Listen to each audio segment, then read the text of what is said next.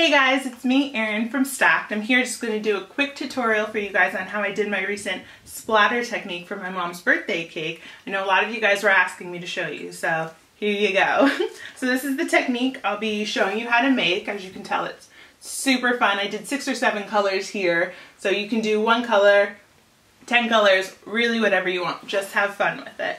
Really doesn't take much to do this. I like to put down just some parchment or wax paper just for an easy cleanup later. I just have a bucket here with some water. You can have 1 paintbrush if you want, or you can have a paintbrush for each color. For your colors, I mix them in these little paper cups just because we have them laying around and it's easy for me to clean up. But you could definitely just use a palette if you have that. And what's going to go in them is a little bit of clear alcohol of a high proof. This is just a vodka. If you can use Everclear, that's ideal because it's got a really, really high proof. Not every state sells it though, so you have to see what you can get. I'm going to use 3 different gel colors. I just have AmeriColor gel here, and I'm also going to use 1 airbrush color just to show you it works a little differently, but it still definitely works. So you'll get to see each of those here. Other than that, you just need an airbrush to do this technique. And most importantly, you need your paper. So this is just an icing sheet that I'm going to be using, just a white icing sheet from Icing Images. It comes in 3 different sizes. The first size is just a standard printer paper size. You know, it's about 8.5 by 11. This one's 8.5 by about 14 inches. And there's one that's even bigger that is about 12 by 16 inches. So that's great. If your cake is 4 inches high, you can get 2 full strips out of this size of paper, 2 full strips this way. That gives you about 28 inches of wrapping just from 1 piece of paper, which is pretty nice, and it's super easy to attach to your cake. You can use water, you can use piping gel, vodka, really anything. Just do a light coat so it's not drenched, and that's about it. And you can use, I just use a ruler and an X-Acto to cut through the paper, but you can use scissors if you want to cut different shapes. You can cut strips. You don't have to wrap your cake. You can use, if you have craft punchers, it's a great way to do little things. You can just punch them right out. I have some right here that I did. You can glue them on your cake, make a fun design, use it for cupcakes, cookies, anything like that. And actually, let me just add in, there's another great thing about the Icing Images sheets. They have some like this that are pre-punched with different size circles. So you can get mini ones for mini cupcakes or something like that, where you could get 3-inch circles. You can do your design on here, and then when it's dry, just pop out these perfect pre-cut circles and put them right on your cookies. How easy is that, right guys? So easy and fun. So I'm really excited to show you guys to do this. Ready? Let's go. Little paintbrush. I like to keep a paper towel next to it just to dab a little bit. Mix up your color, and this is the great thing, guys. You don't have to be exact at all. You're just putting down blobs of color wherever you want it. You can make smaller patches, you can make bigger patches. And like I said, my mom's cake, I did like about 6 or 7 colors. You can do 2 colors, you can do 3, as many as you want. And you can always go back and add more. If you want to start light, that's always good, especially if it's your first time. I like to go back and just add an extra little dollop of love. And then, so now we're going to use our airbrush. Ready? You see that? You just push it in any direction you want. You get really nice control. Just don't blow your towel away. Anywhere you want. And this is obviously, you can see why it's nice to have something down like parchment paper so it doesn't get too messy on your table, because this can get a little messy. And you can get closer, make tinier splatters as it starts to lessen. See, I don't know if you guys can tell, but it seemed pretty dry from far away, but when you get close up, you can really push it out even more. But when it dries dispersed, where some areas are thicker and some are not, you get a nice watercolor effect. So I would always start farther away, and then you can get closer, because you don't want to heavily splash all over. Alright, so let's say we're happy with that. Okay.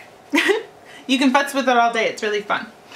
Okay, just rinse off. You can have different brushes if you'd like, or you can just, since these all kind of meld together anyway, I just do a quick little rinse and just blot it. It's not completely clean, but that's okay for what we're doing.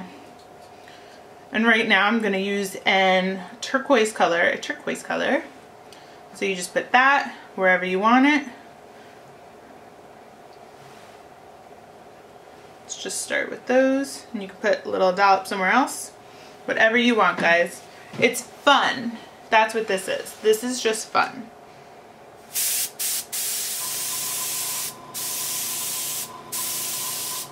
See, isn't that? I love when they start trailing off into the other colors, and you can really push them however you want. You can stop it when you want. I love that too. Look, straight on, goes straight out. And then you can expand however you want. Really, really fun. That kind of like, it looks like a gross bug, doesn't it? I love it. I don't love gross bugs, but in this regard, it looks pretty darn cool.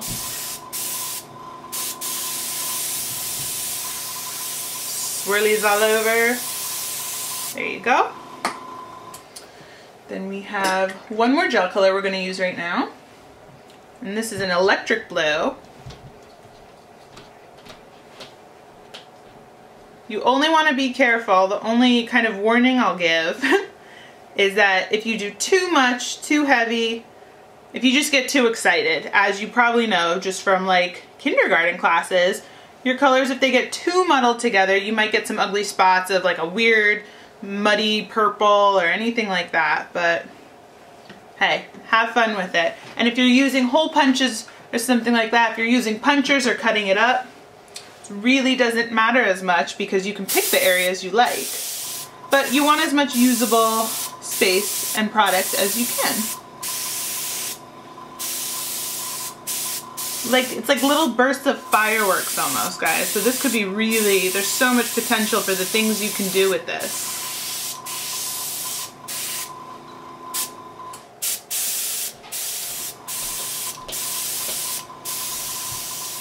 Plus it's a nice way to practice, I guess, with your airbrush too. If you're not used to your airbrush, it's a nice way to just kind of play with seeing the pressure and where it goes and all that. It's really nice. Now I'll show you that little bit of airbrush color that also works. So this, you could put it in a cup if you wanted more control. I'm just going to put a couple little drops. We'll just do there. It's already pretty green over here, so I'm going to leave that.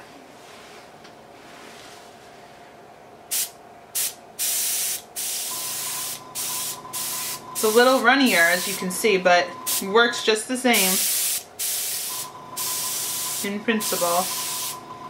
And that's really it, guys. You know, you can go back. If I looked at this and I said, hey, I'd really like more blue in this, then no big deal. Go in, add a little more blue. Oh, I want more blue here. Oh, there's more blue here.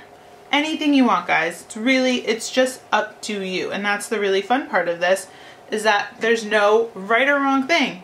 It's totally back to the fun art class you had when you were little. That's what this is all about, guys, right? Having fun, making something beautiful that you like.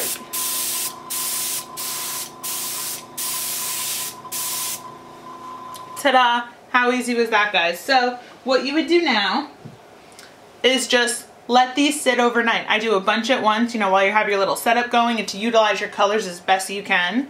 Just let it sit overnight out. It's fine. Let it dry. And then afterwards, once it's nice and dry, if you're not going to use it right away, just put it in a plastic airtight container. You can just put it back in the packages these come in. That's what I do. But if you had something like a Ziploc bag, that works just fine. Just something airtight. So that's about it. Thanks, guys, so much for watching. Another fun little thing that doesn't really help or mean anything, but it's just nice for your soul. If you have a paper towel, especially the more colors you use, looks pretty darn cool by the end of this. So as you can see, might be a little runny, so you want to be careful when you pick it up, but this is what we ended up with, guys, right? Pretty cool, took no time at all, and it was a blast, literally and figuratively, because of our airbrush.